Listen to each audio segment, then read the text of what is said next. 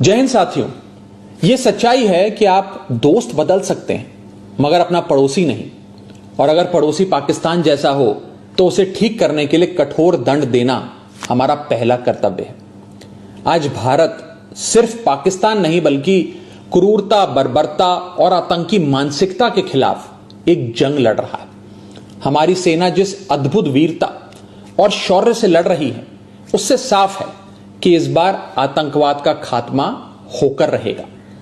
बस हम सबको अपने अपने ईश्वर, अपने अपने भगवान से सैनिकों की सलामती की दुआ करनी है, प्रार्थना करनी है और उनके परिवारों के साथ खड़े होकर उनका साहस और मनोबल बढ़ाना है।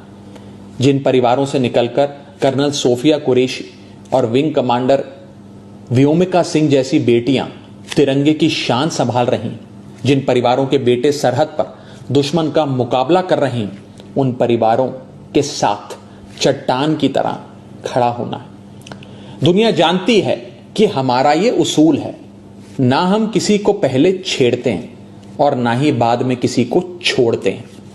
22 अप्रैल को पहलगाम में पाकिस्तानी आतंकियों ने जिस कायरता और क्रूरता से हमारे निहत्थे लोगों की हत्या की थी, वो मानवता के इतिहास पर एक कलंक की तरह है। सो हमने भी अपने बहनों के सिंदूर का बदला ऑपरेशन सिंदूर की पहली इंस्टॉलमेंट से ले लिया, मगर पाकिस्तान अपनी गलती मानने की बजाय भारत को ही आंख दिखाने लगा। उसने अपनी गलती स्वीकारने की जगह सीमा पर हमारे बेकसूर नागरिकों को और बच्चों को निशाना बनाने का आपराधिक प्रयास किया।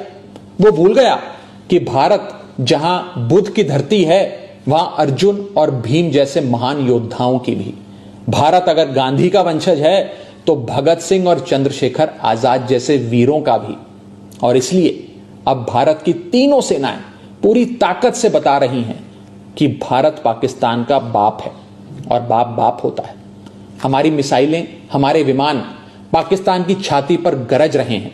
हमारा एयर डिफेंस सिस्टम पाकिस्तान की मिसाइलों और ड्रोन्स को मच्छर की तरह मसलकर मार रहा है। जिन आतंकवादियों ने रहम की भीख मांग रही माताओं के सामने उनके कलेजे के टुकड़े को छीना था, जिन आतंकवादियों ने पुलवामा से लेकर उरी तक हमारे लोगों पर नापाक नजर डाली थी, जिन आतंकवादियों ने 2008 में मुंबई में हमारे सैकड़ों निहत्थों और बेकसूर लोगों की बलि ली थी, जिन आतंकवादियों ने 2001 में हमारे लोकतंत्र के मंदिर इंडियन पार्लियामेंट पर घिनौना हमला किया था, जिन आतंकवादियों ने 1993 में हमारी आर्थिक राजधानी मुंबई को सीरियल ब्लास्ट से दहला दिया था, हमारी सेना उन आतंकवादियों को और उनकी नफरत की मानसिकता को पूरी ताकत से दफनाने में जुटी है।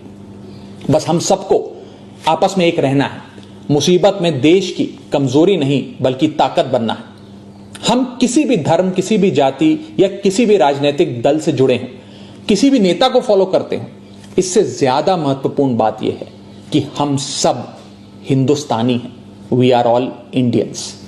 अगर कोई हमारे देश और मातृभूमि की तरफ आंख उठाएगा, उसका जवाब हम सब मिलकर देंगे।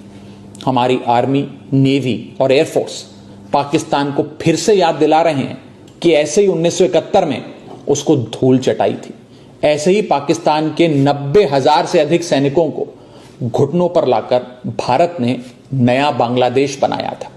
ऐसे ही 1984 में सियाचिन में जब भारत के सैनिकों ने पाकिस्तान के कायरों को दौड़ाया था, ऐसे ही 1999 में कारगिल में हमारी सेना ने पाक के सारे नापाक इरादों को मिट्टी में मिलाया था।